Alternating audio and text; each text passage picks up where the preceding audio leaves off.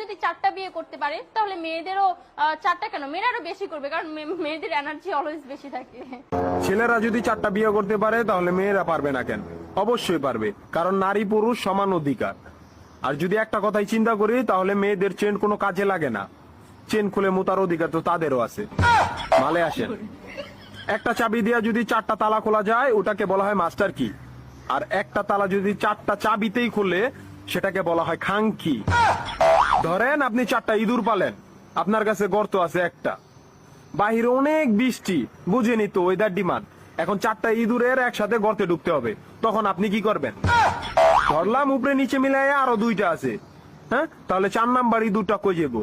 কানের ফুটা দা না নাকের ফুটা দিয়া? হ্যাঁ, তার মধ্যে মাসের মধ্যে 7 দিন থাকে লকডাউন। আমি মানি, আমি না শুধু সবাই মানে, মেয়েদের অনেক পাওয়ার, মেয়েদের অনেক এনার্জি।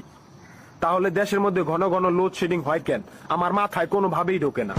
একটা ছেলে যদি 4টা বিয়ে করে, 4টা ঘরে যদি 10টা সন্তান থাকে,